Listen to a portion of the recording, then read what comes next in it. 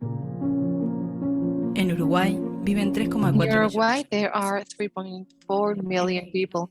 In 2020, over 100,000 people fell below poverty line. 8 million dishes were offered by Solidarity Kitchen. Farmers are a main pillar for these kitchens. In times of crisis, there are social solidarity responses where food are given a key role. Bueno, puedo decir desde que muy niña he transitado el placer de tener la semilla en mis manos. En mi casa siempre hubo una huerta, recuerdo claramente épocas de crisis económica y bueno, y nosotros tener de alguna manera muchísimos alimentos en un espacio que no eran más que 400 metros cuadrados. La idea era siempre formar un colectivo. Nosotros surgimos allá en el año 2002, en realidad cuando hubo una crisis muy grande, la gente quedó sin trabajo y de allí surge la necesidad de alimentación saludable. La apuesta a la agroecología es justamente porque estamos convencidos que es un camino para realmente generar soberanía alimentaria, independizarte de insumos externos.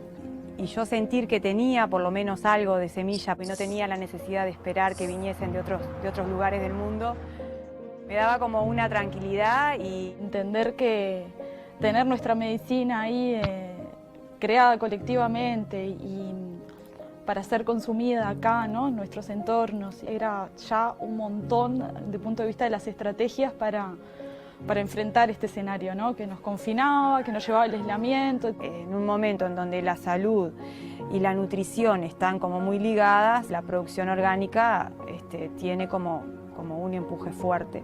Y bueno, y nosotras desde aquí hemos podido dar respuesta a tantos y tantos grupos y personas individuales que necesitan un montón de conocimientos para hacer simplemente una huertita en su terraza, pero que ojalá y les sirva y que puedan generar su espacio y sus alimentos y entender de lo que hablamos cuando hablamos de agroecología, de alimentación saludable, de soberanía alimentaria.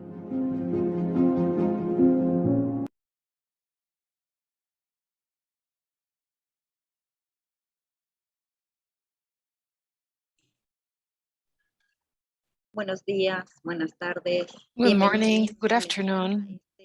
Welcome all to this webinar that is organized by the Civil Society and Indigenous Peoples Mechanism to introduce a report on our responses to the new layer of food crisis, experiences lived from the field and popular responses. This report is being presented after carrying out a popular consultation. For us, it is particularly relevant after the impact that this online consultation had. And in addition to the consultation, we also held some events like virtual seminars. It's important to highlight that this popular consultation is very relevant for us because we are gathering our opinions, our concerns, but more than anything, our proposals and our demands for the governments everywhere in the world. And we think that this report includes our main demands that could serve as a point of departure for the next meeting of the CFS to give a response to this new layer of crisis that we are suffering and that is aggravated or was aggravated by the COVID-19 pandemic, as well as because of the wars and at this moment, the war in Ukraine. We want to emphasize that this global consultation carried out by the MSI, Civil Society and Indigenous Peoples Mechanism, our popular consultation had a scope that included the conflicts on the right to food security and food sovereignty. We carried out an online consultation and there were over 20 hours of video conferences. We had contributions for over 63 countries, 539 contributions in many languages like Arabic, English, French, Spanish, So this gives an idea of the diversity of the contributions that we included in this report. So to introduce this report, we want to welcome you all, and we want to thank you for your time and for being here in this presentation. We believe that these messages that we are going to be presenting today should be included in the session that in the next session of the CFS, in the CFS 50. Well, after this presentation, I would like to give the floor to Andre for him to share with us his experience from the field, from where he is right now. In our territories, we are carrying out these experiences, and this is what we have been doing during the pandemic to give an answer to the different food problems that we have been suffering. But we're not only talking about food problems. We are talking about a response in terms of healing ourselves during the pandemic. Our communities, our territories contributed with a popular wisdom, with popular knowledge, and this helped give an answer to this COVID emergency. And one of these answers were popular pots or common pots.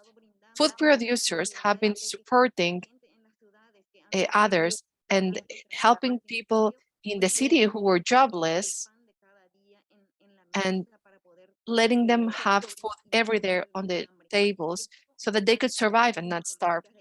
And this happened because there was an absence of other emergency policies. So please confirm that we can connect with Andre. Can we connect to Andre from his territory? Hola Perla, hola todos. Muchísimas gracias Perla. Estamos aquí con la alegría de las personas que luchan y también que se solidarizan.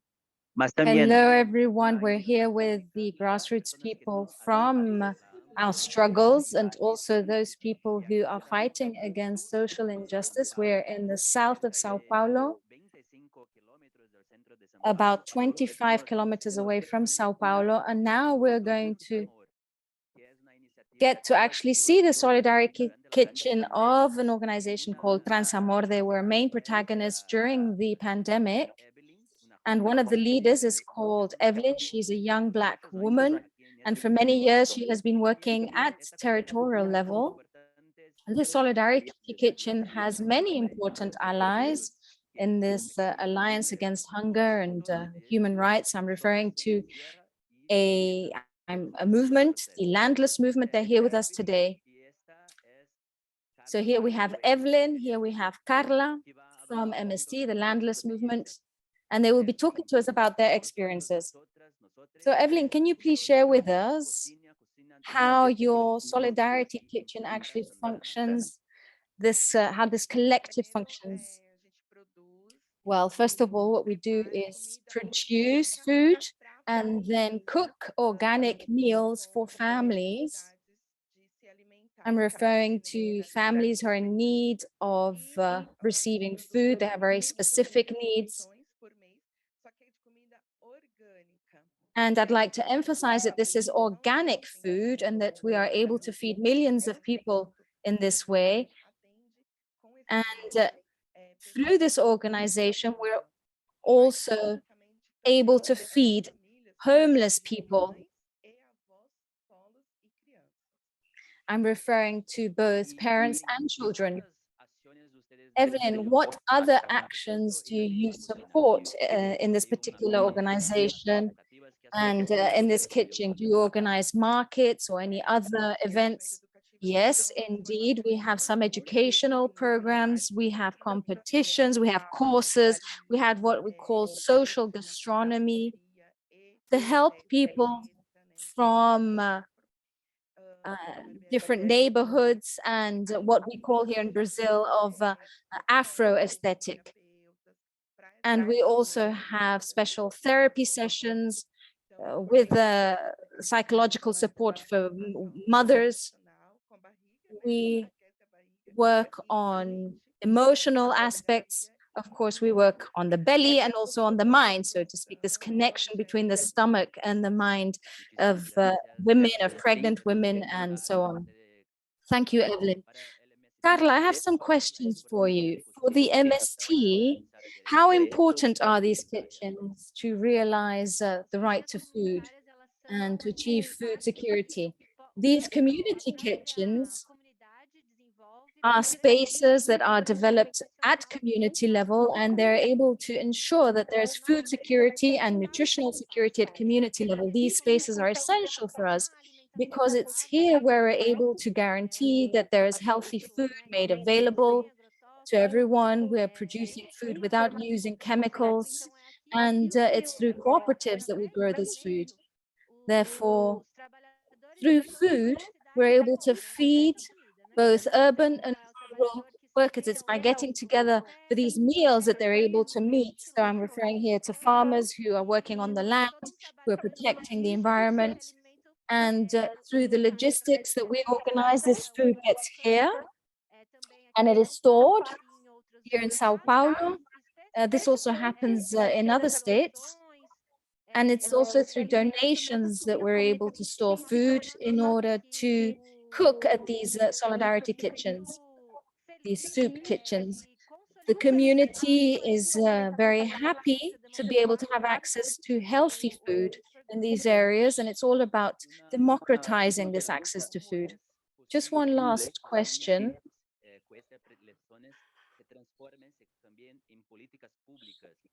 How can we achieve public policies in this particular area, and what kind of processes did you participate in during the pandemic to ensure that there was food security through these kitchens? Public policies must be underpinned by these realities. It's very important that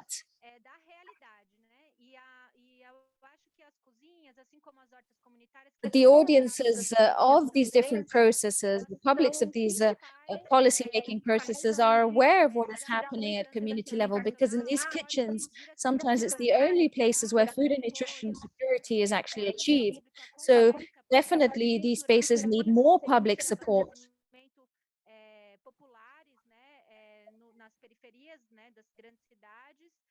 And this often happens in different peripheries of large cities where we're able to provide healthy food that is produced using agroecological means of production. Thank you very much. I just have one last question for Evelyn.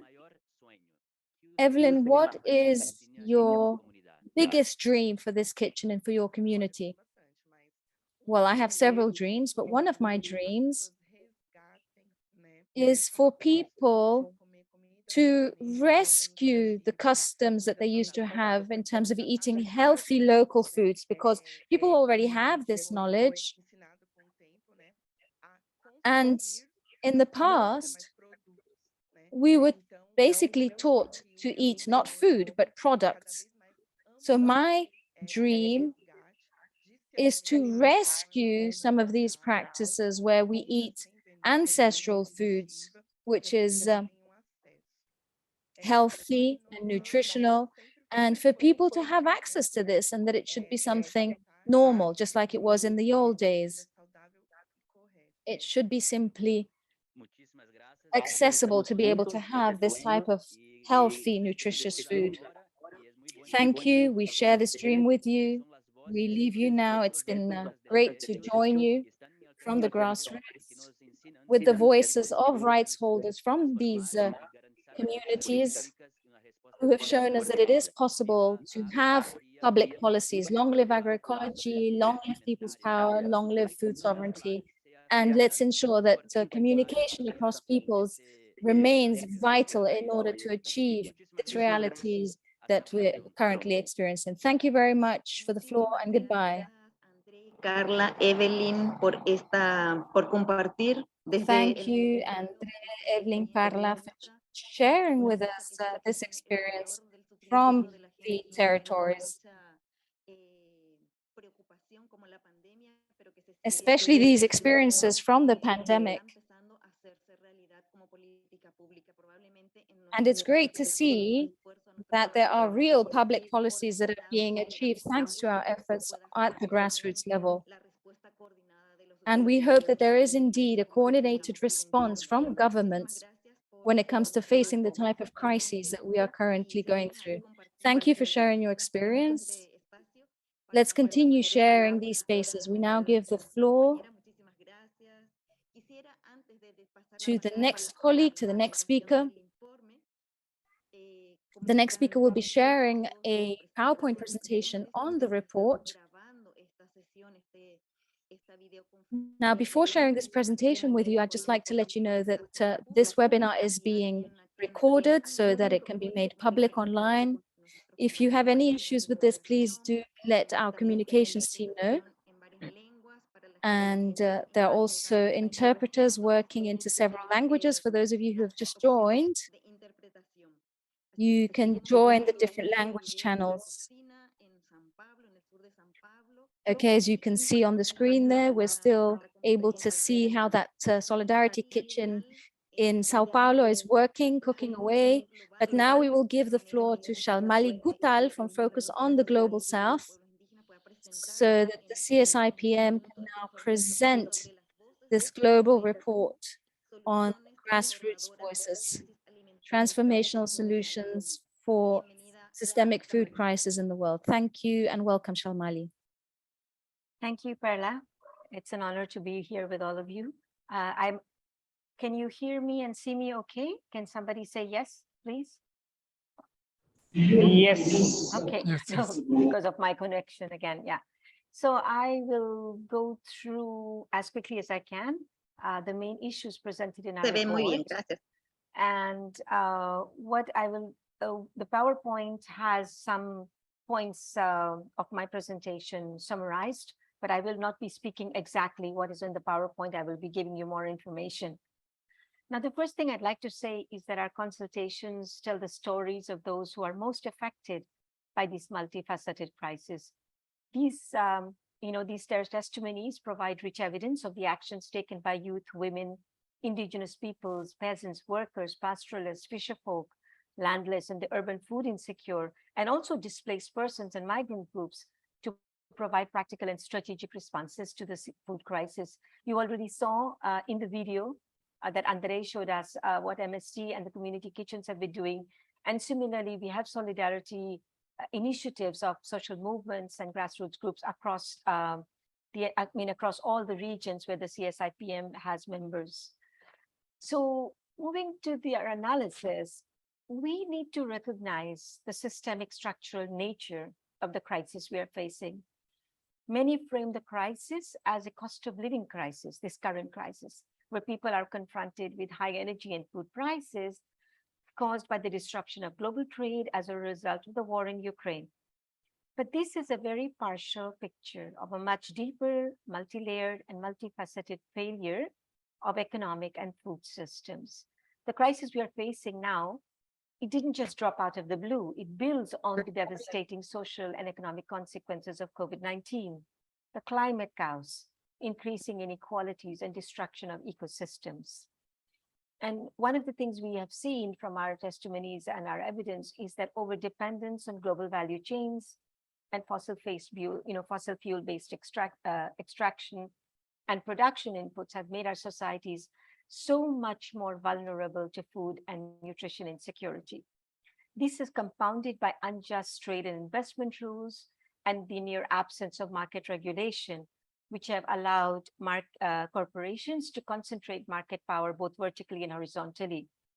There's a big failure of market regulation is what has happened with financialization. So food has been turned into speculative commodities, and businesses and elites are profiting even as much of the world is battling with hunger and extreme weather events, joblessness, violent conflicts, and wars. I think all of you already know what's happening with countries with high level of indebtedness and dependency on food imports, because they have almost no means to cope with these spiraling food and fuel prices and volatile commodity markets. So we believe that only if the crisis is understood in a comprehensive and systemic way can it be rightly addressed and overcome. And for this, we need a profound transformation of the global food system and the economic model that propels and upholds this food system. Now, our analysis also showed that global responses had been fragmented, superficial, and misdirected. And most responses actually perpetuate the structural conditions that trigger these crises. Now, of course, since the war in Ukraine began, global initiatives to deal with food crisis, some have multiplied, and some of these initiatives, just out of sheer necessity, do respond to the crisis in an immediate way. However, most official responses do not tackle structural causes and systemic failures, nor do they provide long-term solutions. Instead, we find that they are advancing false solutions that are embedded within the logic of the dominant market-led economic and productivist model.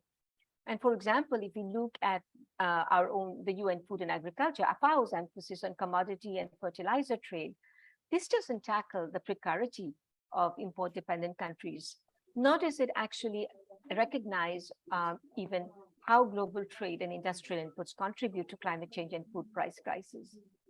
And then if we look similarly at the UN Secretary General's Global Crisis Response Group on Food, Energy, and Finance, the GCRG, GCRG has devoted considerable attention to ensuring global flows of grain through the Black Sea Grain Initiative and of chemical fertilizers.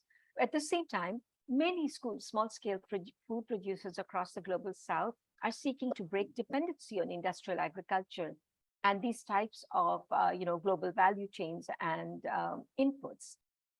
The G7 and the World Bank's Global Alliance for Food Security proposes again increasing supplies of food, fertilizer, and fuel, and removing barriers to global trade. If we look at the ministerial declaration that came out from the World Trade Organization on the food insecurity and the food crisis, again, it commits members to further liberalization of food and agriculture, and it promotes global markets rather than the developing countries' rights to build public food stocks and food reserves through public procurement. Now, we also found that there is a crisis of multilateral governance. The Rome-based agencies, the GCRG, G7, international financial institutions, they are framing the current global food crisis almost exclusively from a market and production, sort of productivist-oriented perspective. Again, arguing that it's caused by the disruption of global trade due to war involving two major agro-exporting countries. But what they fail to acknowledge is the role of neoliberal policies that have eroded local and national food systems. They've made countries dangerously dependent on food imports and also on global supply chains that are controlled by corporations. And as we see as with past food crises, economically powerful governments are unwilling to put into effect urgently needed structural reforms. These include regulation of food and financial and trade markets, curbing speculation on agricultural commodities, tackling tax injustice, canceling illegitimate debt, and stopping ecological destruction. And again, I will emphasize that our evidence shows that these are structural factors that have put us in a world of continuing crises, and these have to be tackled. And even in its present operation, multilateralism, which is so urgently needed at this time, is privileging wealthy and powerful countries, and it's opening doors for corporations to expand their presence in our economies. Poor, indebted, food import dependent countries, they are kept on the table with promises of aid, but they do not have the agency and power to change the rules of the global economy and global governance. We found that there is complete absence of profound human rights-based food systems transformation because there is no meaningful participation of those most marginalized and affected who, to be able to shape these responses. And if, we don't have this kind of food systems transformation based on human rights, this global food system will continue to extract from people and planet, and we will remain in the tragedy of recurrent crisis.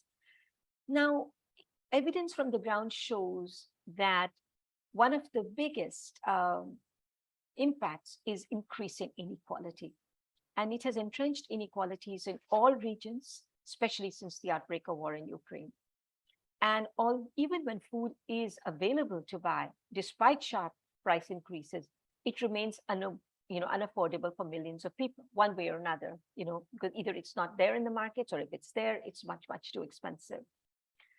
Climate chaos has continued unabated with ever more extreme weather catastrophes, as we have seen in Pakistan and East Africa. And in fact, even as we are talking now, there are super typhoons and cyclones hitting the United States and the Pacific area. The Philippines has already been hit, and the typhoon is now moving across mainland Southeast Asia. And small-scale food producers all over the world have been confronted with increasingly severe impacts of climate change through heat waves, droughts, wildfire, floods, and cyclones. And again, we see that those countries and populations least responsible for greenhouse gas emissions have experienced and are experiencing the worst impacts of climate change. And, these extreme weather events are leading to failed harvest, destruction of local food systems, and the loss of livelihoods of indigenous peoples and small-scale food producers. We're also seeing the impacts of conflicts, war, and state violence that have increased poverty, hunger, distress, migration. And we're seeing food being used as a geopolitical weapon. Several conflicts across Asia, Africa, Latin America, and Europe are leading to dispossession, displacement, migration, distress, migration, poverty, hunger, and discrimination. We also, our constituencies also pointed to the shrinking space for civil society and increasing human rights violations. In the past 2 years, we have seen these abound, and this has then reduced participation of rights holders in democratic processes, and a growing sort of disregard from official corners for defending human rights. Now, we find that most government programs, the bailout packages provided by government programs in the past 2 years, have not benefited local communities, small-scale food producers. Instead, what they have done is benefited corporations and those who are able to concentrate power in food chains. Now, I know I'm almost out of time, so I will be very quick. Just wanted to point out a few things about increased inequalities, because we have seen who have been most affected by and impacted by these inequalities. Among these are the small-scale food producers, agricultural workers, women, and youth. Rural and urban divide has increased. And despite a crying need for access to universal social protection and entitlements to fundamental rights, like the right to food, states have failed to deliver these. We've seen rural people receiving a lot less support. We have seen wage losses, income losses, disruptions of local markets, precarious working conditions and unemployment, increasing costs of food production, loss of education, land grabbing, increasing local debt levels, and lack of access to medical care and health services. Indigenous people in all areas have faced displacement from their territories, and the discrimination that they face has become even worse, especially because of their attacks on their environments for private interest. Migration, distress migration has increased, where many migrants are traveling on deadly migrant routes. They are subjected to abuse, unsafe and bad working conditions, and extortion. Those in conflict zones are forced to flee and seeing their fields and food infrastructure destroyed. I think it's important to highlight gender inequalities and how, because of gender inequalities persisting, women, girls, and non-binary people are particularly at risk in times of crisis and scarcity. Their needs are deprioritized and even negated in the distribution of food and access to health and education. And in the context that we are seeing, sexual and gender-based violence have increased. Food price hikes also, result in significant additional responsibilities and work for women and girls, because of their role as caregivers at home and doing both productive and reproductive work. And in fact, the latest CFS negotiations on gender equality and women and girls empowerment have shown us how global food governance is embedded in patriarchal attitudes. I'll move very quickly now just to a few more points. One is that our evidence shows the fragility of the global food supply system. And, the food price crisis has again demonstrated how vulnerable the global food system is, largely because of corporate concentration. Populations of many low-income countries rely on just a handful of commodity-producing countries. And if you look at the hunger hotspots of Eritrea and Somalia, these are almost entirely dependent on wheat imports from Russia and Ukraine. And this makes them so much more dependent to market disruptions and price increases, especially in countries that are already low on price increases.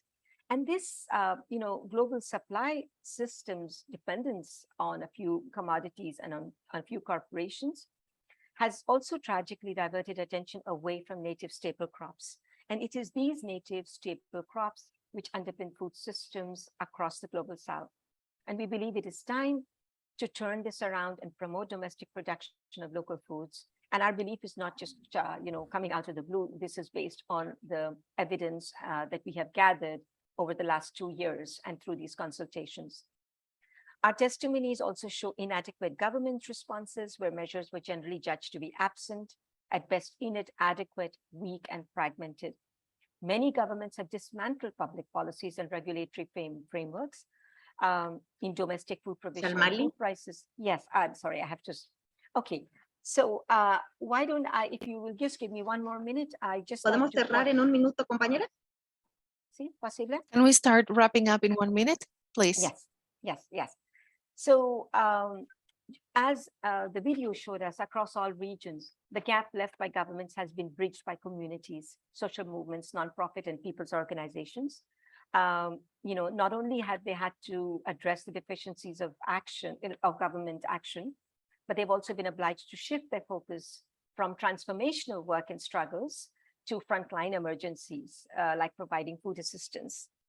So in closing, what I'd like to say is that our consultations reinforce the calls that we made in 2020 for a paradigm shift that reclaims food systems as public commons for the well-being of people and the planet. And for this to happen, deep transformative changes are needed in the global governance of food systems, transformations that are embedded in human and community rights, gender justice, and respect for the future, and respect for our nature and future generations. Now, our constituencies have made both short and long-term demands from governments and the UN system. The short-term measures, of course, needed to immediately address the urgency of the situation, but they do need to be coherent with much needed longer-term measures to transform our food systems. Long-term measures would include breaking food import dependency and support domestic food provisioning, transform food systems through agroecology, implement people's food sovereignty, limit corporate power, transform trade rules, and ensure human rights and democratic multilateralism. And also, we are talking about making sure that plural voices are able to enter from the grassroots into policymaking spaces. It's important to say that public policies pave the way for regulations that ensure and protect public interest. They set the framework for how resources of a country and a state are to be used. And good public policies ensure that short-term solutions can become building blocks for long-term transitions. Now, my colleague Hala will present our main demands and recommendations in some detail. And in closing, I would just like to emphasize again, on behalf of the CSIPM, that we emphasize the need for coordinated and coherent policy guidance in the CFS and from the CFS to address this crisis and prevent future crises. Thank you very much.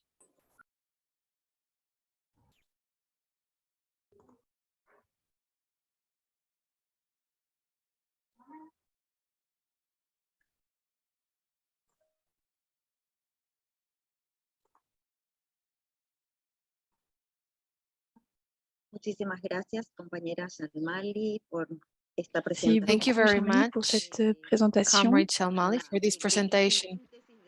It's a very brief synthesis of the contents in this report. Our colleague from the communications team uploaded the link to those who want to access the full report that was summarized by Shalmali. Later in this session, we will have time for a Q&A session. But before we do that, I would like to move on to the second part of our seminar. Together, we will try to understand the crisis and the necessary response. For this, we have different guests who will contribute to this discussion. I want to give the floor to David Navarro, who's the co-leader of this working group from the UN Secretary General. He has to leave early, so we're going to give him the floor. Thank you very much, Almali, and welcome, David. The floor is yours. Thank you very much indeed, Parla. And I'd like to start by really appreciating the civil society and Indigenous peoples mechanism and the Committee on Food Security. I'd like to acknowledge the presence of the chair of the committee here. Thank you very much indeed for the popular consultations that you've undertaken, the 539 consultations in 63 countries, and the report, which, like its predecessor on the impacts of COVID-19, really is, for me, an instructive and educational document. It's a privilege to be able to hear voices from the ground, from all parts of the world, on the way in which COVID-19 conflicts and other crises are affecting people. And I'd like to thank the CSIPM for agreeing to participate in the Food Workstream Network. You've given very clear criteria for your participation, and I'm grateful to you for continuing to be present and for enriching our understanding. And quite honestly, anything that enables us to learn the kinds of findings that you have made clear is so helpful. I mean, your human rights approach is the only way to go, and in the policy recommendations of the UN Secretary General's Global Crisis Response Group on page 23 in brief 2, the relevance of the realization of the right to food is clearly stated. But perhaps what I want to really highlight, and that has come to me on perusing your report, and which I shall pay much more attention to, is your finding that inequality is increasing. In your presentation, Shalmali Guttal, you made it very clear indeed that this increase in inequality was leading to a very serious food access crisis, because hundreds of millions of people all over the world are increasingly unable to afford a nutritious diet, and they cope by cutting back. And women and children get particularly affected, and we hear it, but reading your report, it's absolutely vivid. You feel it, and I appreciate it. And then when combined with the increasing frequency of extreme weather catastrophes and conflict, all this just makes life for poorer people so much harder. And as you also say, there's a shrinking space for civil society. So people to carry the voices to decision makers are in smaller number. And Gabriel Ferrero and I were together during the UN General Assembly last week in New York.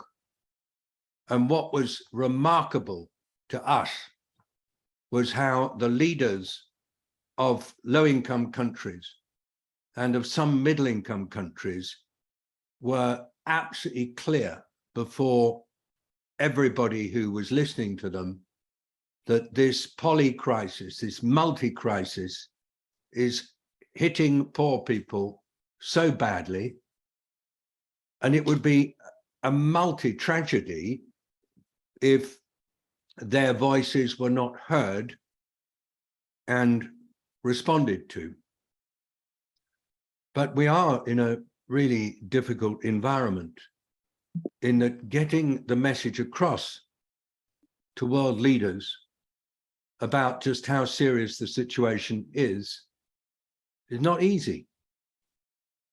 I listened to the UN Secretary General pointing out that countries that have got very constrained space in their national budgets because of debt or because of other factors, because COVID has reduced the income from taxation, that they have so little room for maneuver to respond to the needs of poorer people. And then when they try to get more cash from the international financial institutions, they find the doors are pretty well closed. And so I listened to Mr. Guterres entreating with the leaders of wealthy nations to realize just how serious this situation is, and to realize that there's no virtue in delaying. There's no virtue in finding alternative people to blame. The fact is, this crisis has been brewing since mid-2021 and is because of a mix of structural weaknesses in food systems that you have brought out so clearly in this report, and they've got to be addressed. Now, I think there will be differences between your prescriptions on what needs to be done and what we have written about in the Global Crisis Response Group. We do agree about the importance of the short-term measures being coherent with the long-term measures. There's just no value in short-term measures that go against the long-term structural transformations that are needed. We do agree of the need to support existing community and solidarity initiatives. We do agree about the need to reduce dependency on ultra-processed foods. And we do agree with the need to ensure access of small-scale food producers to inputs for production, privileging domestically available inputs over imported ones. We do agree with the need to restructure and cancel public and private debts. But we have a huge persuasion task ahead of us in the next few weeks and months to get that message through. Quite simply, for a lot of the rich countries who will be making the decisions, they have other, perhaps for them, more important political issues to deal with. And they perhaps are not realizing just how serious this situation is. On the long-term measures, just reaching the end of my remarks, the Global Crisis Response Group totally agrees on the need to reduce food import dependence and support domestic food provisioning. And I really note your particular focus on youth and women and the need to reduce dependence on the global market. We also totally support the need to transform food systems in ways that are nature positive. That's the language we use. We note your focus on agroecology, and everything in that section of your recommendations makes very good sense to us. Perhaps we would be less easily able to make recommendations on some of the other points that you've identified, but we will take the points here on implementing food sovereignty, limiting corporate power, transforming trade rules, and ensuring human rights and democratic multilateralism, because these are all central to the beliefs of the UN, and they're in the UN Charter. we will make certain that all these points are brought to the highest possible level. And in finishing my remarks, I just want to say how delighted we are to be invited here, how much we would like to continue to have an opportunity to work with the Committee on Food Security, with its CSIPM, its PSM, its HLPE, and other processes. And we would value any advice you choose to give us on how we can function more effectively for the sake of people everywhere. Thank you very much indeed, Parla, for the chance to speak.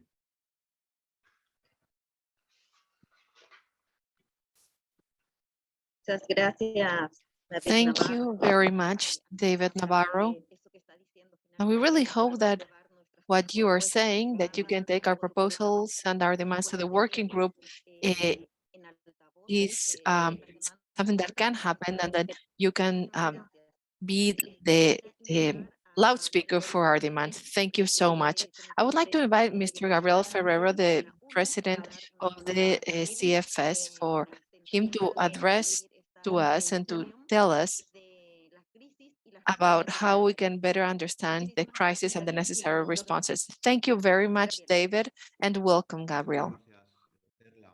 Thank you very much, Perla, and good morning, good afternoon, or good evening to all participants, depending on where you are. I'm going to speak in Spanish because it's my mother tongue, as a sign of respect to all the participants, all the Spanish-speaking participants in this meeting, and because I'm really grateful to the CSIPM for ensuring interpretation. Dear colleagues, members of the CSIPM, and dear representatives of the CFS, all participants, all colleagues, friends, thank you very much. Thanks in the first place for making this report possible. It is a continuity to a previous report on how the crisis and the solutions are being experienced and experimented in the field, in the communities. That's why I would like to start by echoing Mr. David Navarro's words. I am very grateful for his listening ear and for his support. So I would like to reflect briefly about the title of the report and its meaning. The report is called Voices from the Field, Transformative Solutions to the Systemic Crisis, the Global Systemic Food Crisis, Transformative Solutions to the Global Systemic Food Crisis. Some of the key elements are already highlighted here in this title. We are talking about multiple layers of crisis that reveal systemic faults and not a single shock. And the report, also the title, talks about or points out to possible structural solutions. And it emphasizes that the reality to address the situation should include the voices of those who are suffering the most, these multiple layers of crisis, the voices from the communities, the voices from the organizations that are contributing with the visions on how to address this multi-dimensional crisis that we are suffering.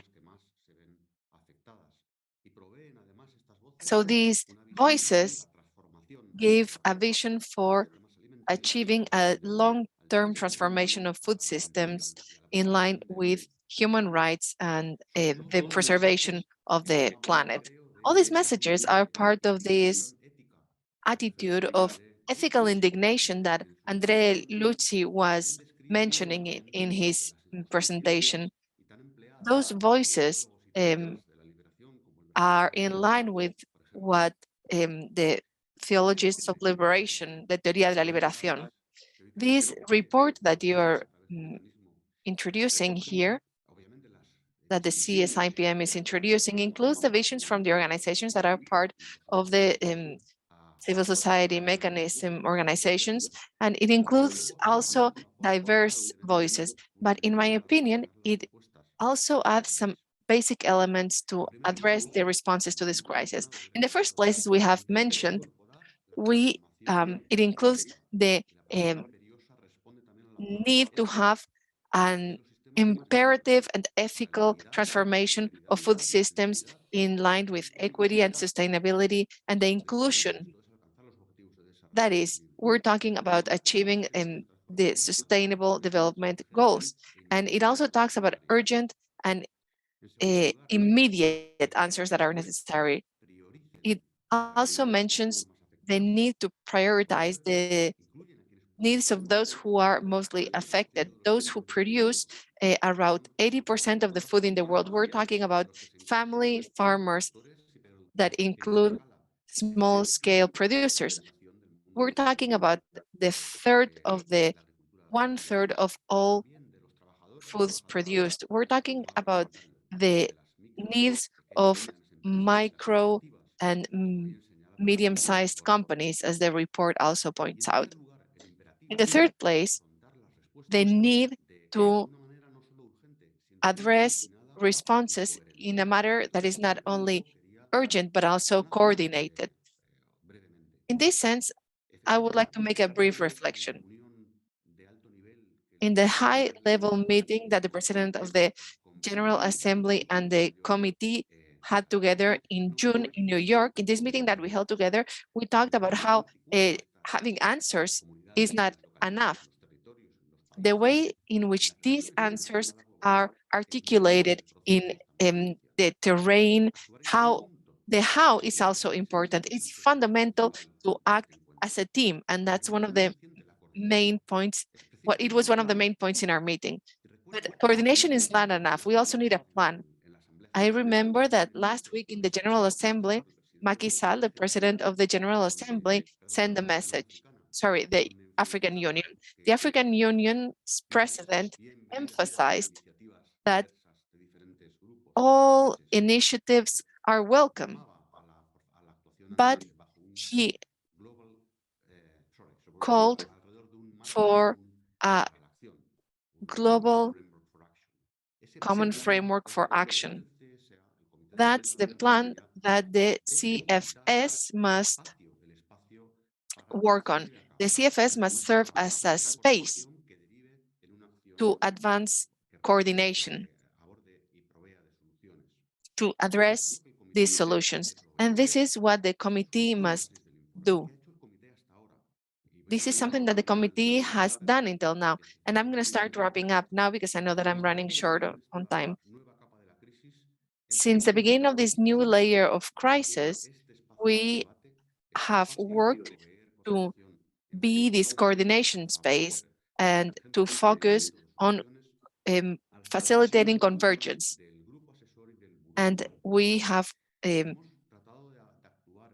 tried to act in total coordination with the UN system and the Global Response Group led by the Secretary General. We tried to convene at the highest level possible and to take the debate on these coordinated responses to the highest level. And that's why we met in July in New York. And as you have mentioned, in 10 days, we will be having our CFS 50, and we will devote a whole session to create this space so that all global stakeholders, all delegates, and all mechanisms will be able to debate, to have discussion, and we really hope that we will be able to create a coordinated plan. My commitment as the president of the CFS is that in this difficult process, the Bureau and the advisory group should serve as the highest level spaces where to address in a permanent way the follow-up and coordination of the responses and to keep offering the committee under my chairmanship to achieve this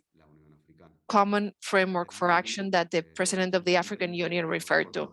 I want to wrap up by reminding everyone that the CSIPM is invited to introduce the outcome of this report in the first day of the plenary on October 10th. Thank you very much, Perla. Thanks again to the mechanism for creating this report and for giving a voice to the communities and to those who are mostly affected, and to take these voices to the highest level of the international system, because that's the meaning of the CFS, and that's what the CFS must do in line with its reform. Thank you very much, Mr. President. We take your word, and we want to thank you for inviting us to introduce this report in the session of the plenary of the CFS 50. And we really hope that together we will be able to create this plan to respond not only in a coordinated manner, but also in line with that plan. So thank you very much for your intervention. And now I'm going to give the floor to Michael Fakhri, the UN Special Rapporteur on the right to right food. He is going to tell us about some key messages of his latest report. So Michael, the floor is yours. Thank you very much, Gabriel. Thank you, Perla.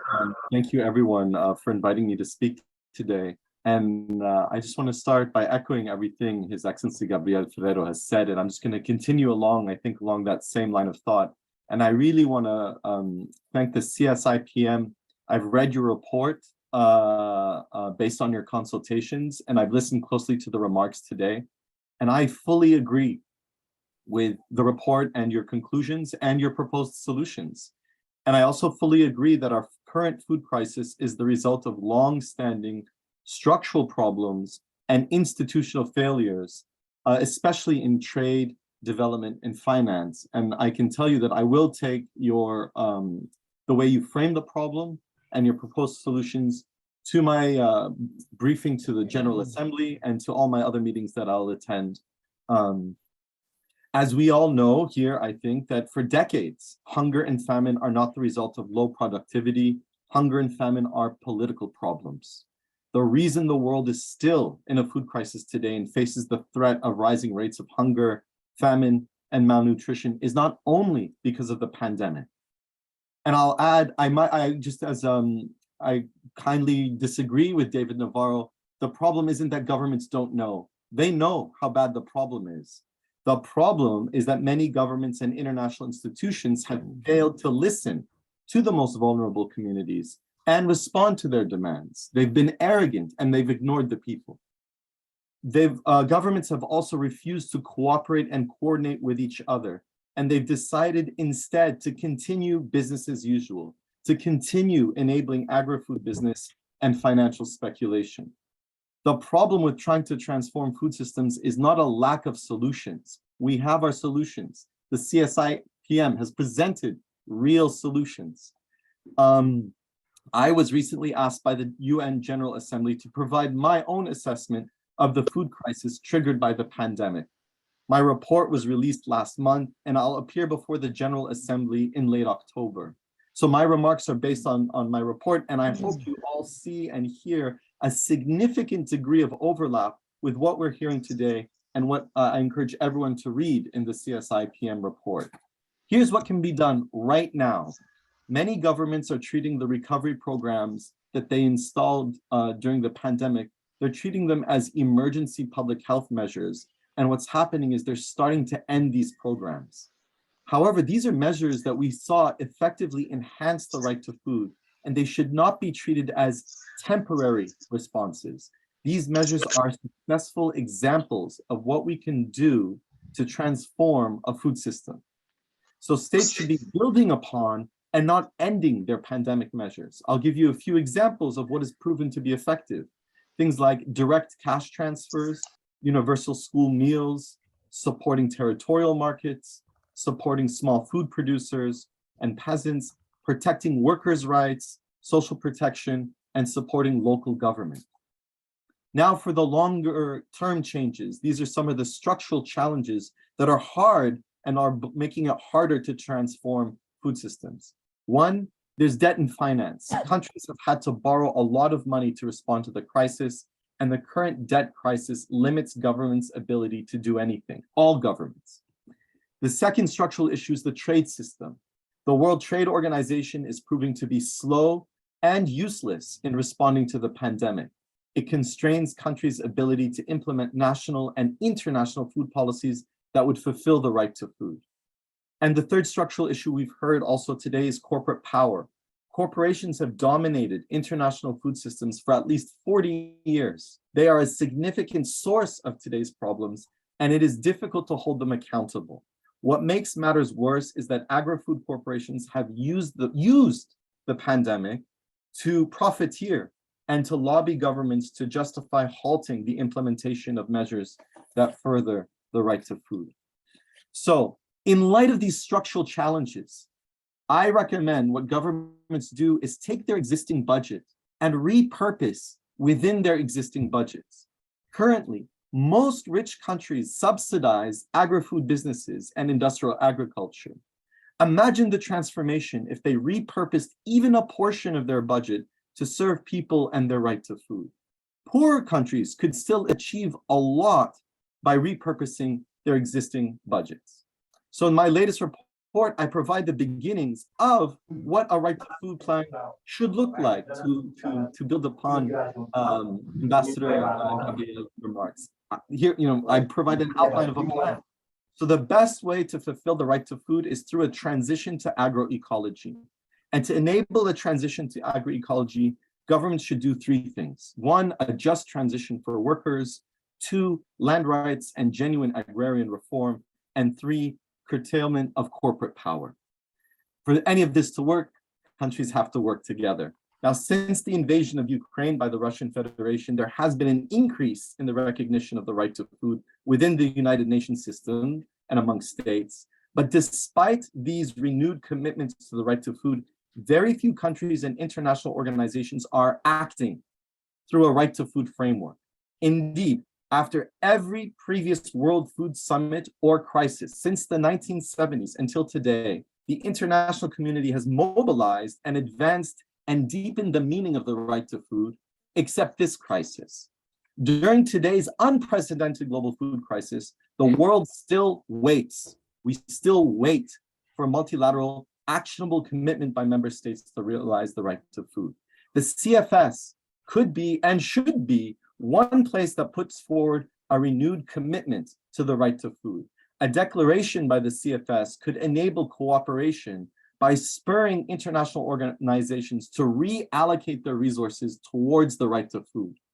A declaration on the right to food could also spur any national government, local government, public institution, or community organization to take up the right to food when tackling the food crisis, regardless of whether the right to food is explicitly in their laws or not. A declaration on the right to food could also guide national policies. Going into the CFS 50 in a few weeks, there is an important draft conclusion entitled Coordinating Policy Responses to the Global Food Crisis. In that draft, there is currently a paragraph where countries reaffirm their commitment to the right to food and the vision statement of the CFS, which puts the right to food at the heart of the CFS. So this is not only a reminder that the CFS is built around the right to food, it is an opportunity to continue pushing countries to work together. Human rights is a shared language of obligation, accountability, and international cooperation. It is not just a set of policy choices and briefs. If countries reaffirm their commitment to the right to food, they could also ensure that national plans are internationally connected and encourage global coherence and cooperation. Indeed, if the CFS in Rome reaffirms the right to food, this could build momentum for when I go to New York a few weeks after to the General Assembly and ask for a right to food declaration there. All this talk of governments, of course, is important, but change, and I'll conclude here, and thank you for your patience, Perla, 30 more seconds. Change won't happen until workers, peasants, pastoralists, fishers, Indigenous peoples, women's groups, youth groups establish new relationships of solidarity. This is proven to bring about real and equitable change, and this is why the report by the CSIPM is incredibly important. Thank you very much.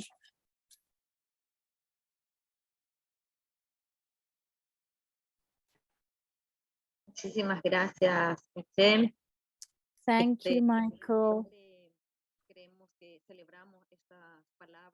Really and truly, we celebrate your words because they coincide with many of our reflections, with our demands, with our proposals. We believe that we do have answers. It's up to governments now to take them on board and turn them into public policies that are effective and that truly realize the right to food. So once again, thank you for your intervention. I would now like to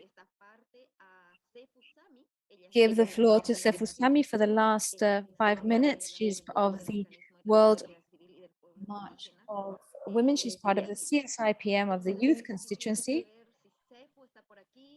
So I'd like to know if Sefu is going to be here for the next 5 minutes so that we can start closing the session and moving on to the next one. Thank you. Sefu, you have the floor. Thank you very much for the floor and for the introduction, and even for the speakers who came before me, Michael Thackeray, Gabrielle, and Mr. David. Thank you for your inputs. And I will respond to some of them in the next few minutes. When Mr. David spoke, he agreed with most of the points from the CISPM, including the right to food, the inequality leading to food crisis problem, and especially on the issue of nutritious food, the structural weaknesses in the food crisis, and on the short-term measures being in coherence with the long-term measures in support of community initiatives, small-scale food producers to food, etc. I would like to comment, first of all, on the Global Crisis Response Group.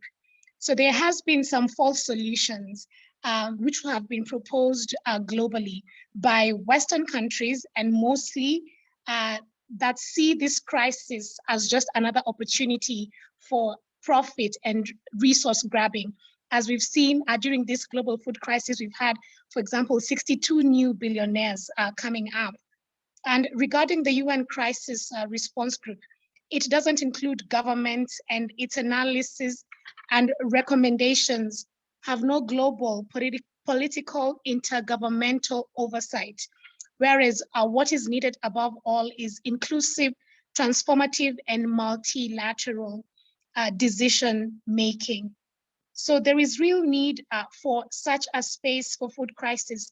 The UN Crisis Response Group is good to do high-level presentations, but there needs to be nomination depth on food crisis and implementation of the long-term solutions. Countries engaging should engage in multilateral spaces because the crisis has to be dealt with together. I will speak mostly on the African Declaration from the Africa Popular Consultation, which has already been signed by close to 100 organizations in all regions of Africa, and the number of signatories, they continue to grow. So African CSOs, they ask the African governments to speak more loudly in the CFS and in favor of using this space to break food dependency and to support food sovereignty, especially in the region. And this was done by the peasants from Africa, the fisher folk, the pastoralists, agricultural workers, urban food insecure consumers, indigenous people, women, youth, and civil society, who all came up calling on governments and communities and organizations and all other groups of actors at different levels of our food systems to mobilize and to engage together to truly take charge of food sovereignty of our continent.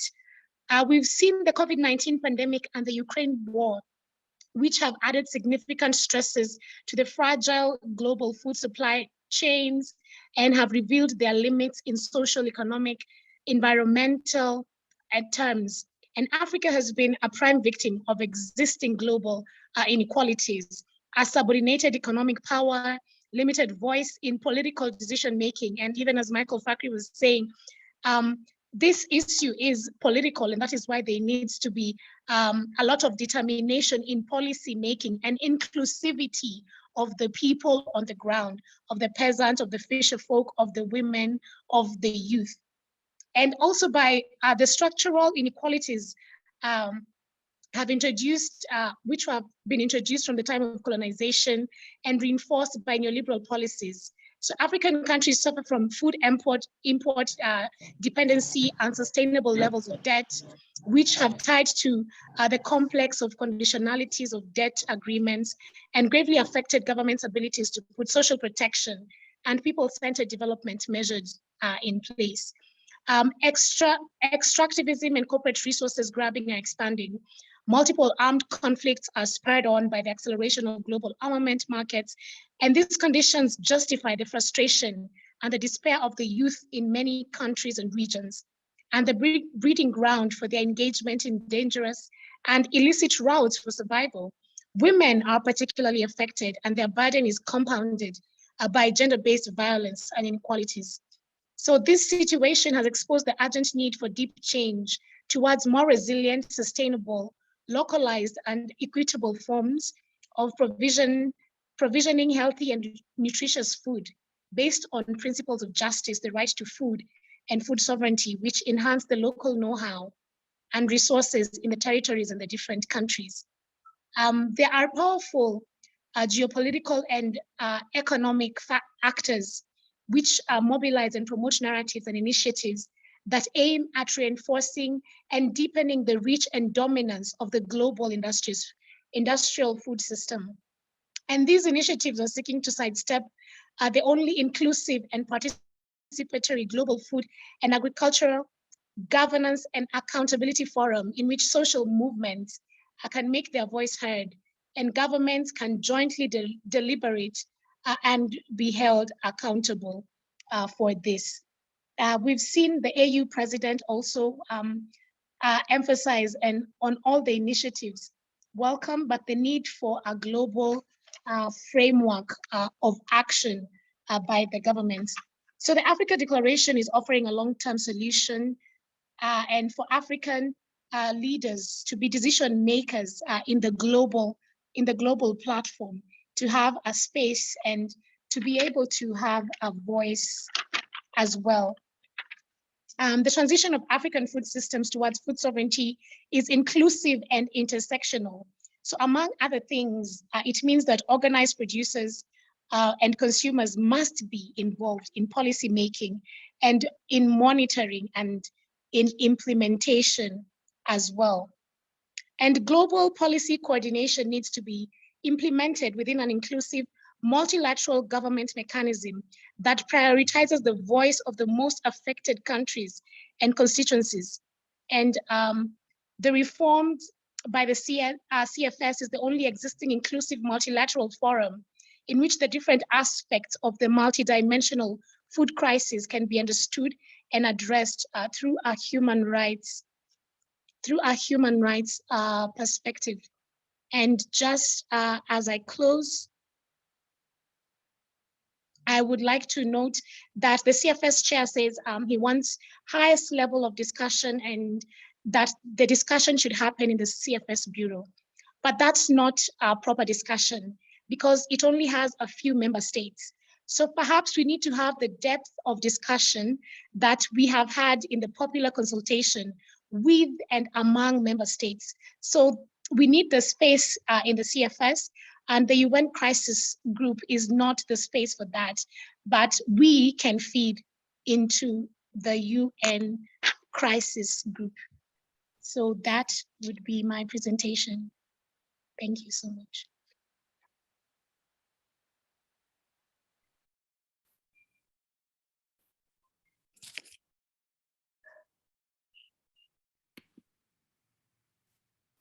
Thank you so much, Sefu,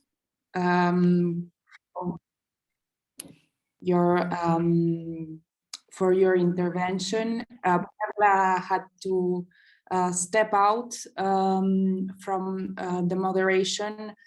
We hope that she will join again soon.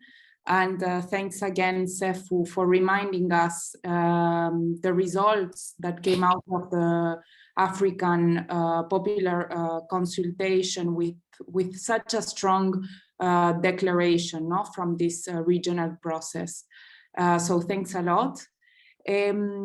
We will continue with our program, and we will have some space for interaction with the audience.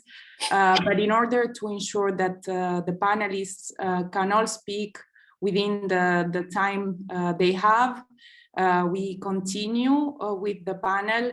And now I would like to give the floor to Saima from La Via Campesina in Pakistan. Saima, please, over to you.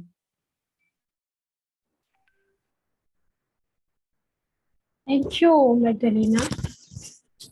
Thank you so much for giving me the floor. And I will really like to ask Betsy if you can show the video, like there was video have to be played before that. Thank you. This is an aerial survey of a district in Sindh a week after the torrential rains and floods. Almost all districts of Sindh were underwater, and this video shows the extent of water spreading all over. It seems that Arabian Sea has taken over. This is another scene of Balochistan, where most of the small towns were underwater, and you can see water is taking over this village as well.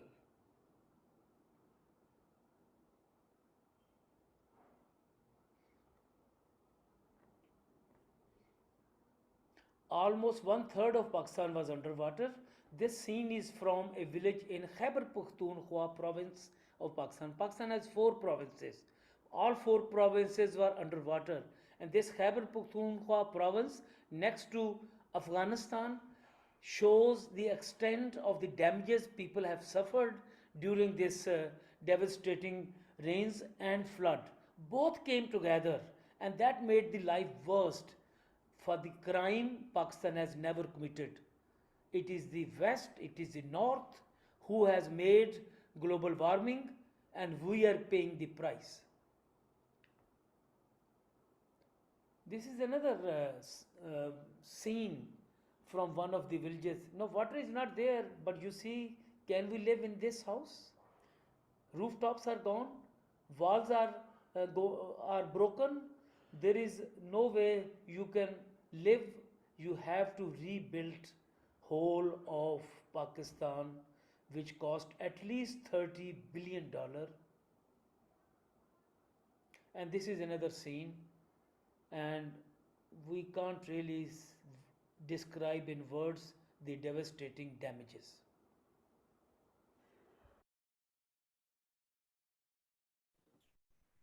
Thank you, Bestie, for the video.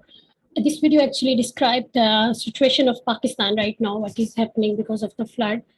I will also talk about the new layer of the food crisis, which has been happening in the world. Like all of you know that we were just covering up and we were just getting out of the COVID, but then the war, Ukraine and Russian war happened, and then there is a new food crisis have been coming out of this.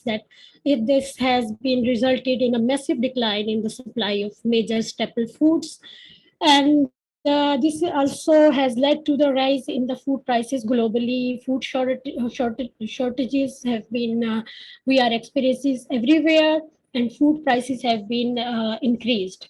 And also, it is the hardest hit being development in economies where the world's poorest are living.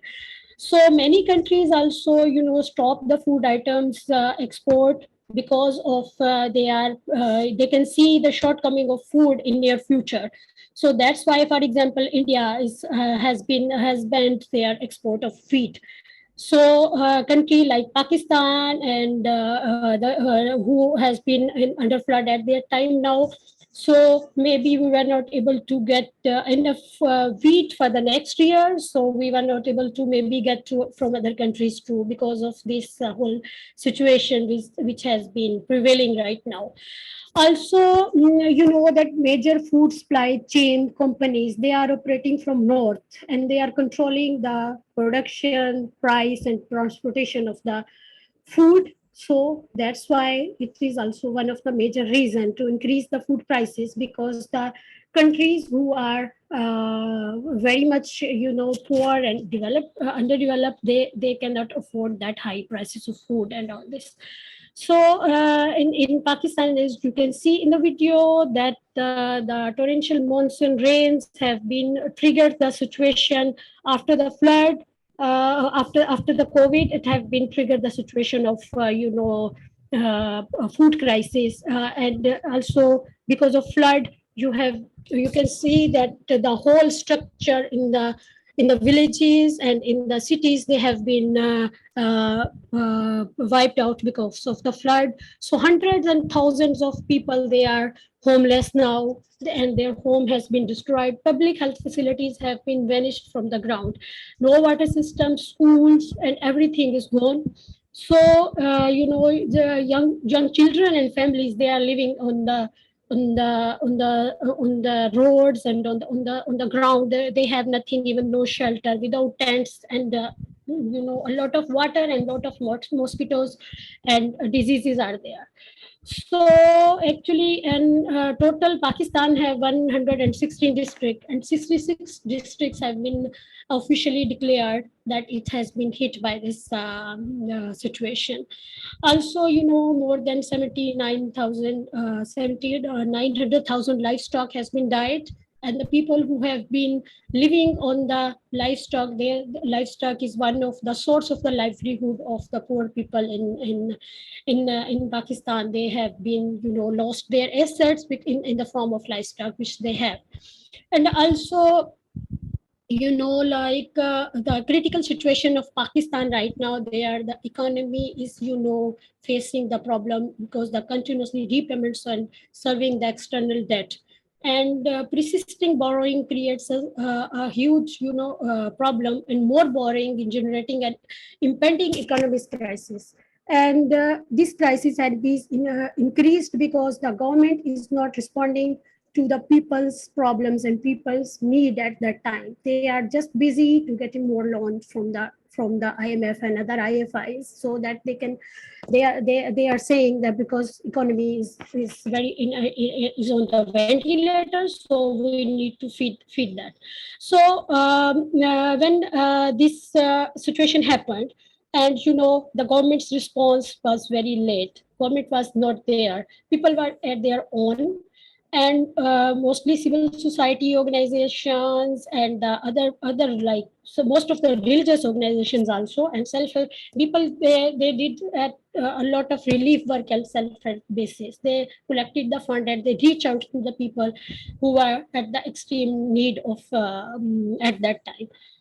And people have been still in the process of the rehabilitation. You can see that there is have been building to be restructured, and also homes, people mostly because their homes, they were like they made of from mud, and they are already very poor people, and continuously rains, they have been did a really bad effect on that, and now they are living in a very vulnerable situation. And I have been in some of the areas, and like it was really difficult to see people there in this situation, and especially women and children. Women, they don't have their basic hygiene, and they are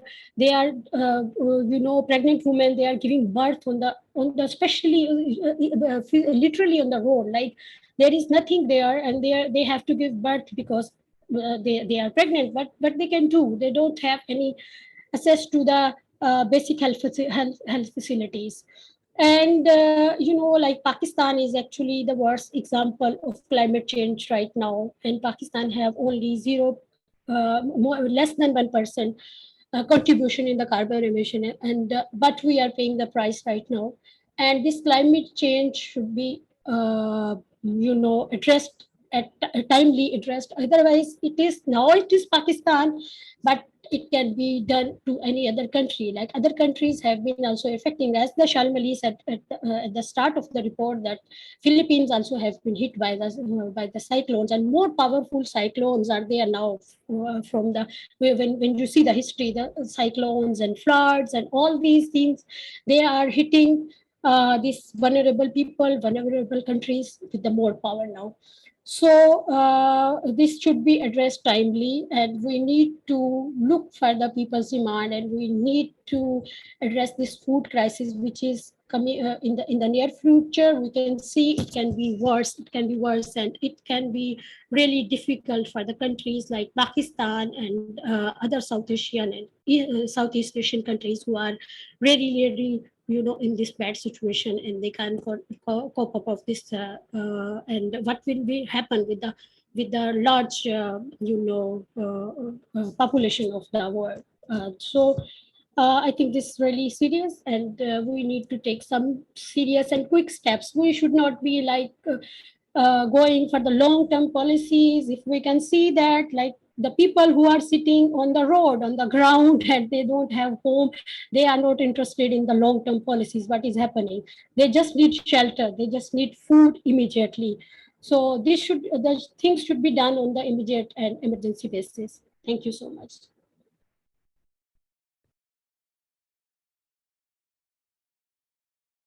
Muchísimas gracias, Saima. Quisiera con tus palabras también expresar nuestra solidaridad. Thank you very much. Thank you. We would also like to share our solidarity with the people of Pakistan from these climate change impacts. Peasant people are being displaced. We're not able to take care of our territory the way we used to.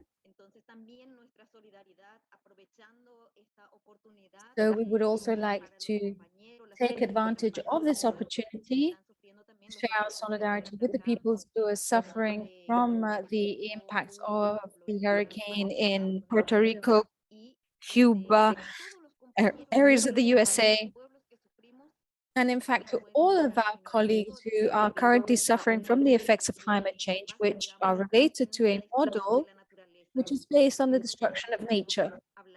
And it's for this reason that we need to talk about food sovereignty, where peoples are able to take care of our own food production as well as of the environment. Thank you, Saima, for these words. We would like to share solidarity with the people of Pakistan. Now I would like to give the floor to our colleague, Hala Barakat. She is of the CSIPM, of the CSIPM based in Egypt, and she will present our key demands that we have put together based on our consultations. Welcome, Hala. You have the floor. Thank you, Perla. Thank you so much. And thanks to everyone who has so far contributed to this meeting, to this event. And what I'm going to try to do here is to build on what has been already presented. Certainly what Shalmali presented earlier, and also much of Michael Fakhri's strong intervention. We want to present this part of the report that talks about what needs to be done, like the recommendations. So we already mentioned that our constituencies made themselves short and long-term demands from governments and UN systems. The short-term measures which needed to be immediately applied, they address the crisis, but we think they must be coherent also with the much-needed longer-term measures to transform our food systems. The short-term measures include the provision, of course, of humanitarian aid, as Saima was referring, but in doing that, they must also be strengthening the sustainable local food systems and support existing community and solidarity initiatives. They should also regulate the corporate distribution of ultra-processed foods. They should not be allowed anymore. They should ensure access of the small-scale food producers to inputs for the production privileging domestically available inputs over imported ones. The short-term measures should work towards stopping food speculation, the increase of food prices without real reason. Restructuring and canceling private and public debt is the short and long-term measures.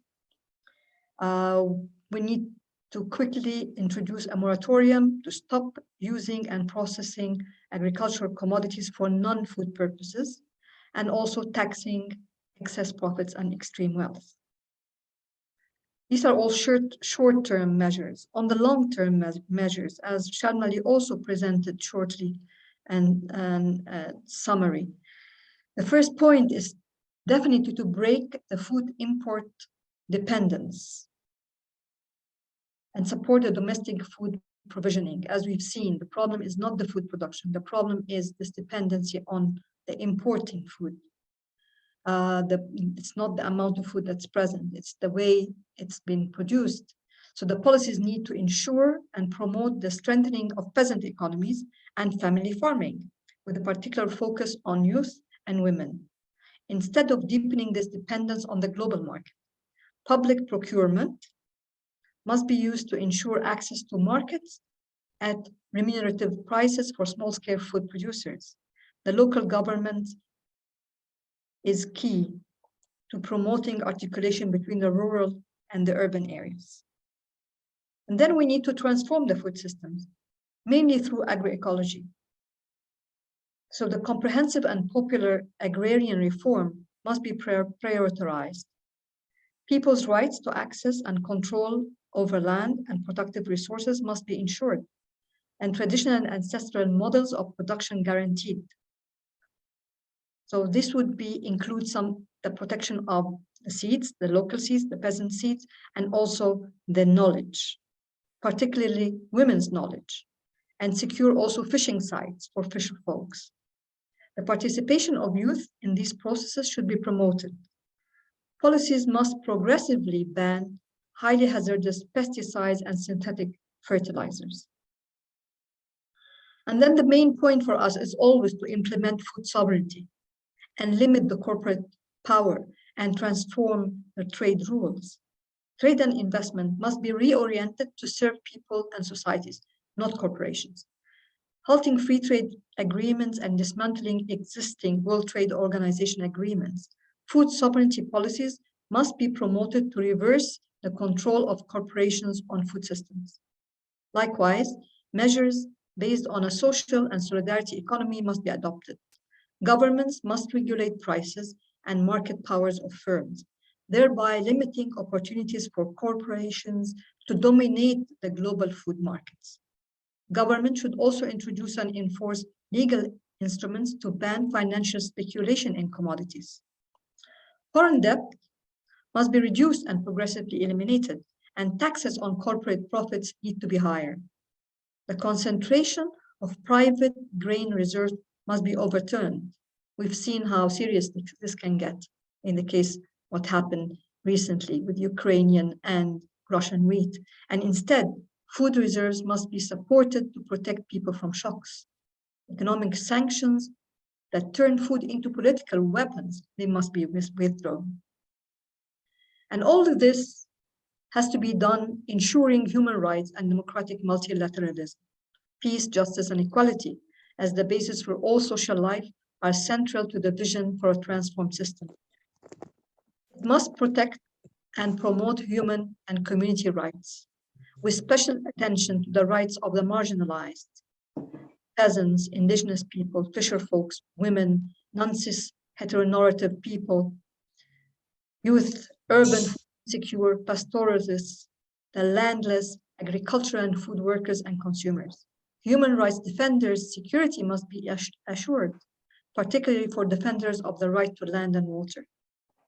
To protect the rights, frameworks such as the UN Declaration for the Rights of Indigenous People and the UN Declaration on the Rights to Peasants and other people working in rural areas, and ILO, the International Labour Organization provisions for the protection of workers and indigenous people, need to be recognized and implemented. Democratic control needs to be exercised over food systems and policies with an effective and decisive role for the UN. Which takes me to our concluding remarks. We stress the need for this coordinated, coherent policy guidance in the CFS to address the current and prevent future food crises. We keep saying this and repeating it because the demands emerging from the popular consultations, they identify action that needs to be taken at all levels.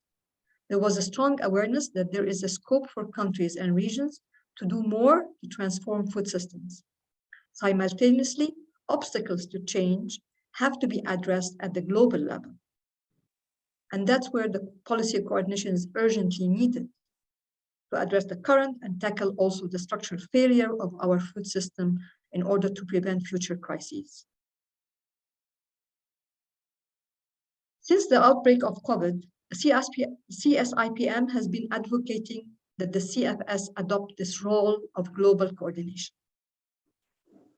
Global coordination needs to be implemented within an inclusive multilateral governance mechanism that prioritizes the voices of the most affected countries and constituencies.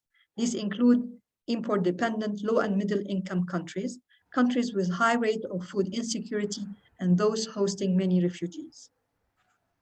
Policy responses need to be anchored in a comprehensive human rights basis approach, thereby recognizing the agency of those most affected as right holders and the accountability of governments as duty bearers. Short-term responses must be coherent with long-term objectives for food systems transformation. The CFS was reformed following the food price crisis in 2008 and has become the foremost inclusive platform on food security and nutrition and the progressive realization of the right to food. It has already developed relevant policy instruments that are directly related to food price volatility, social protection, protracted crises, smallholder agriculture, and access to markets. For instance, the CFS should make use of the global strategic framework for food security and nutrition. The CFS is supported by a unique interdisciplinary high-level panel of experts whose members have provided incisive analysis on the food crisis. The CFS is the only existing inclusive multilateral forum in which the different aspects of multidimensional crisis can be discussed from a human rights perspective. In this regard, the CFS can provide guidance to national governments as well as guidelines on how to direct international or bilateral funding and address international policy issues. With the support of the HLPE, the CFS could establish a multidimensional monitoring mechanism that includes voices from the ground and help prevent future crises. The popular consultation showed that the multidimensional nature of the crisis must be assessed. An in-depth discussion is needed on how to break countries' dependence on food imports and external inputs and build resilience for future crises. In order to address the increase in inequalities, it must be on a thorough understanding of how the global economic model impacts food systems and what changes are needed in the global rules and institutional arrangements that shape trade, tax, debt, financial markets, investments, and public finances. People on the ground believe that food sovereignty and relocalized food provisioning can help, and that food systems transformation is more urgent than ever. The resilience of local food systems was already evidenced during the pandemic. A meaningful transformation must now focus on the well-being of the people and the planet.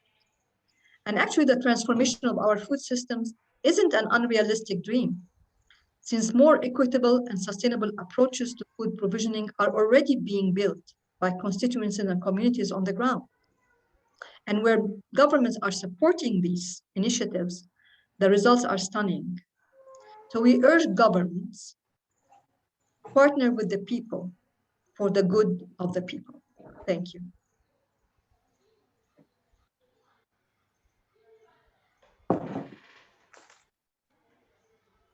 Thank you very much, Hala.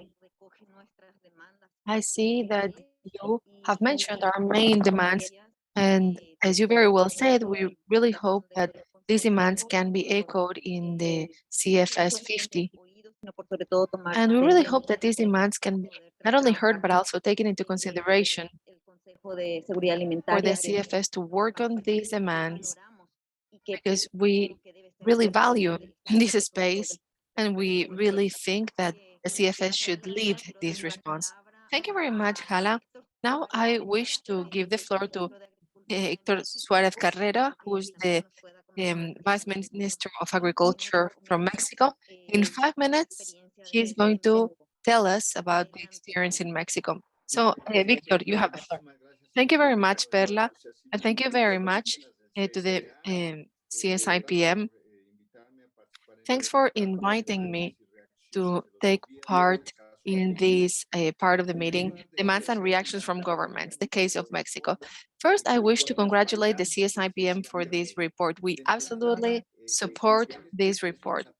To begin with, we believe that it's important to emphasize the need for a structural transformation of global agro-food systems and the governance mechanisms in the face of multiple crises due to a model led by the market and big companies that not only increase food insecurity, but they also affect the social balance and climate balance and democracy in many countries and regions in the world. In Mexico, after the overwhelming triumph of Andrés Manuel López Obrador in the last elections, a transformation agenda was established, aiming to leave neoliberalism behind and build a welfare being based on human rights, national sovereignty, and a full coexistence with all countries and peoples in the world. One of the main principles of our government is the separation of economical power, political power, and the elimination of in conflict of interests in public policy decisions. Another main pillar of our government is the struggle against corruption and the end of privileges and expenditures, unreasonable expenditures in governmental decisions. In this context, since December 10th, 2018, the first day of Manuel López Obrador's government, the new policy was started. The first point is food self-sufficiency, basic foods, technology, etc., priority for small producers, healthy food, struggling against processed foods, and reorientation all subsidies for the countryside. Can you go a little bit slower because of interpreters, please? Under the principle that for the good of all, the poor people go first. A series of priority programs were established, and there were two categories. The first one was the well-being programs and the agricultural productive programs. Together, these programs account for $20 million in 2022 for the people and the producers that have the lowest income. Among the productive programs, we have the following: subsidies for adults, 12 million people, grants for disabled, 1 million people, school grants, 8 million people, young people, building the future. That's another of the program, and there are other programs. Among the agricultural and food programs, we have the following: production for well-being. It touches 2 million basic cereal producers, as well as producers of coffee, sugar, honey, and cocoa. There is also the Sembrando Vida, the Sowing Life program, that involves $250 per producer of 2.5 hectares. And there's also a technical support for people who are producing without agrotoxical products. This program has benefited 450,000 farmers. The guaranteed prices program and fertilizer for well-being, free chemical fertilizers for 800,000 small producers.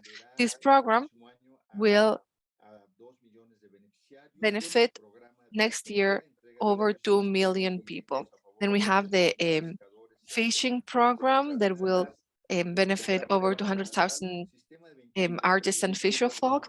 We have the rural supply program, system in which there will be subsidized prices for 25 million people, and the social milk supply program that will involve subsidized milk price for over 5.4 million people.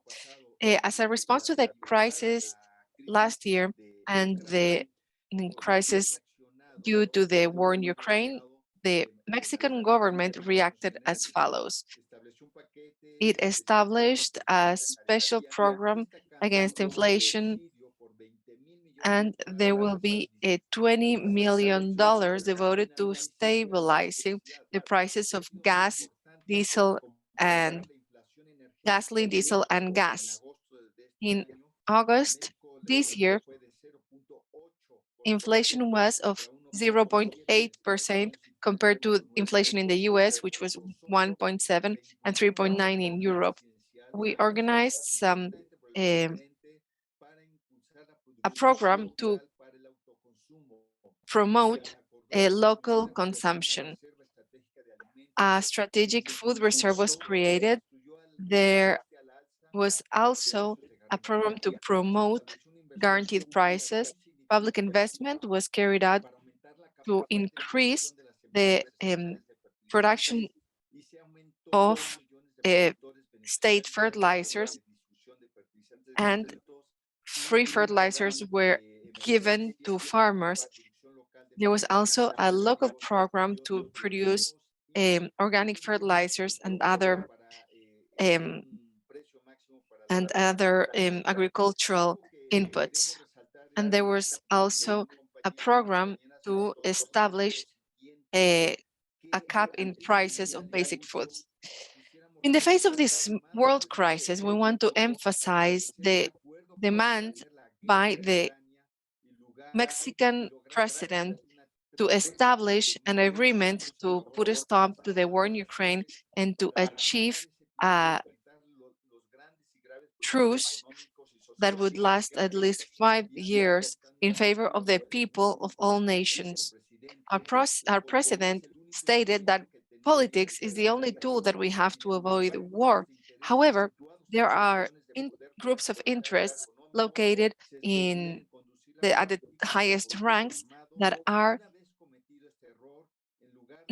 creating these conflicts. And once the mistake happens, these people are deepening their attitudes without bearing into consideration the suffering of others. The Mexican president proposed the creation of a peace and dialogue committee composed by the Prime Minister of India, the UN Secretary General, and Pope Francisco. This proposal was presented by our Chancellor in the last Council of the United Nations. Without peace, and in this situation where there are blockades, without peace, without blockades, and without the increase of the expenditure in weapons, there won't be any way out to this situation. We want to emphasize that in this meeting, we haven't heard anything about war, about the cease of hostilities, and about the peace that is necessary in all parts of the world. So we suggest that the report by the CSIPM includes a call for peace and the cease of hostilities and sanctions and economic blockades in Ukraine and in all regions in conflict in the world. There is a serious threat everywhere in the world, which is the trivialization of war, sanctions, and financial blockades, as well as the normalization of the passivity of FAO and other UN organisms. So we want to make a strong call to FAO and other UN agencies to be bold in leading this struggle for peace and to create an open-ended working group to invite all countries and UN agencies to create a roadmap and face the necessary transformations of food systems. This is my contribution. I will want to emphasize that we support the report by the UN Commissioner on Human Rights, and we really support Michael Facker's report. Thank you very much. Thank you very much, Victor. Your contributions are very important, and this will be considered by the CSIPM. We want to thank the experience of the Mexican government as a response to the crisis that we are experiencing. Mehdi Mungi, the permanent representative of Cameroon in Rome, apologizes because he had an emergency and couldn't be able to make it here. That gives us the opportunity to have 2 or 3 brief interventions to start wrapping up our seminar. Thank you for being here. So please, if you wish to take the floor, raise your hand. We have 5-6 minutes for a brief Q&A session. Hay intervenciones, comentarios en el chat. La mayoría están. There are interventions in the chat. Most of them were written in English, so I won't be able to read them out loud. There have been many contributions and there's been lots of activity in the chat. I'm sure everything is very interesting. Unfortunately, I can't read them. I don't see anybody wishing to take the floor. No raised hands.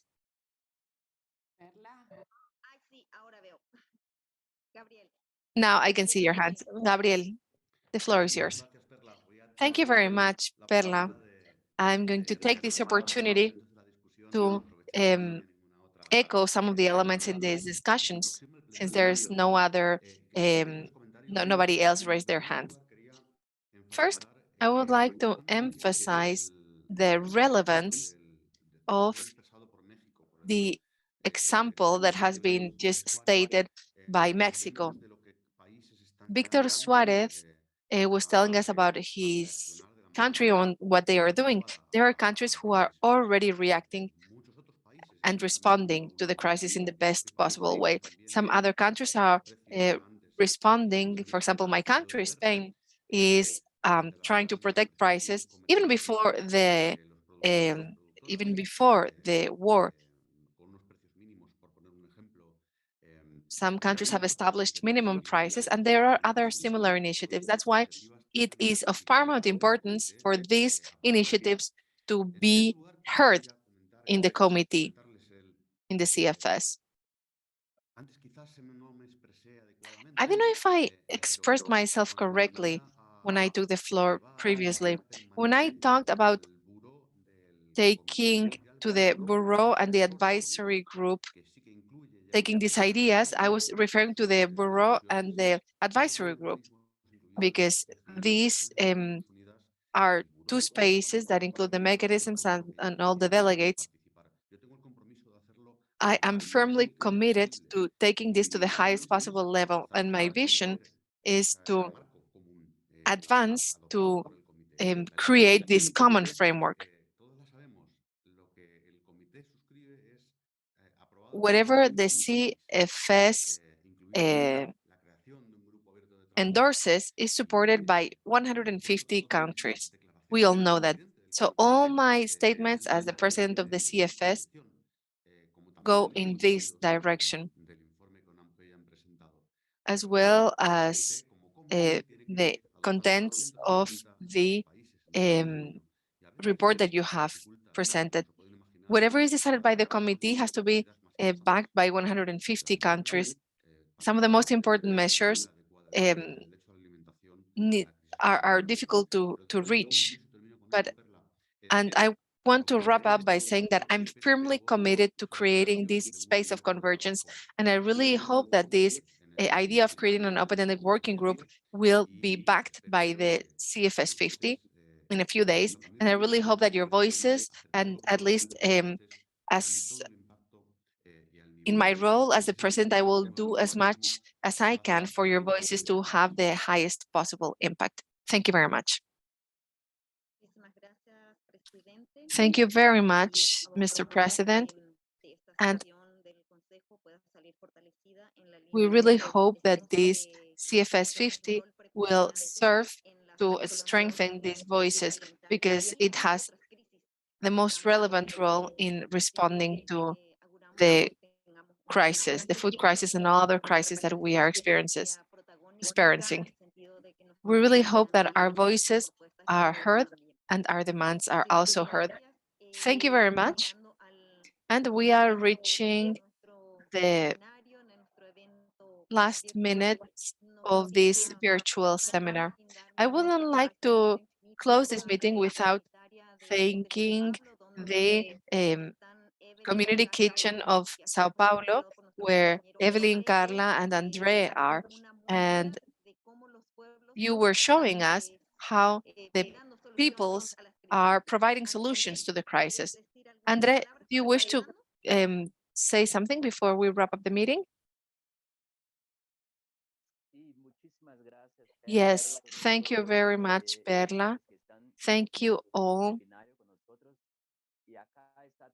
Here we have the report, and we should take this report to the field because we should go bottom up and from top down. Here in Brazil, we say that producing foods and eating is something political.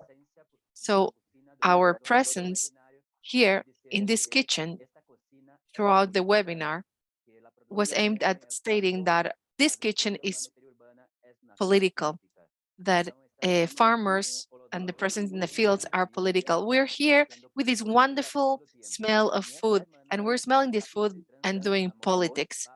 And throughout this week, Transamor is going to feed 500 or 600, from 500 to 600 meals. Struggling against hunger is the germ for change and the germ for transformation. Let's struggle together until we achieve victory and real food. We want to invite all international organisms, FAO. We want to invite everyone in FAO at the CFS to come here. We want to invite you here and to get to know firsthand the experiences in the field. Thank you, and we want to pay tribute to all the comrades who are in a hard situation in Cuba, Florida, and Puerto Rico right now because of the typhoon. Thank you very much, and let's keep struggling together. Thank you very much, Andre, Evelyn, Carla. Thank you to your Solidarity Kitchen, and thank you everyone for being here in this presentation of this report, a report that not only includes words, it also includes the feelings and the hopes of our peoples. So we really hope that this report can be useful for designing the policies in our countries and also on an international level. Thank you very much for being here. See you soon. Thank you, dears. Bye-bye. This act of love is also a political act, as food always is. Thank you. Thank you to the Thank you so interpreters. much. Thank you, interpreters. Bye-bye. Thanks, everybody. Onwards. Au revoir. Gracias a todos. Gracias, Perla, intérprete, los ponientes. Au revoir à tout le monde. Merci beaucoup. Bye. Merci. Bye, dear. Merci de m'avoir associé. Bonne Gracias continuation. infinita, Merci, à la André, por prochaine. todo ese esa fuerza que se siente allí. Y a todos. Gracias. Chao. Thank you. Thank you.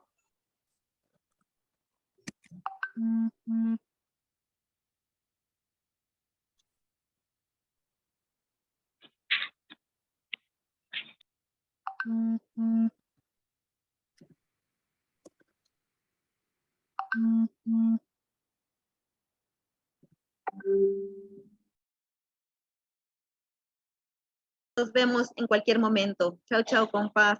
Chao, gracias, Perla. Gracias a ustedes por el hermoso trabajo y en la entrega total. Gracias. Chao, chao. Chao. Chao a todos. Oh, Bye. thank you. Gracias.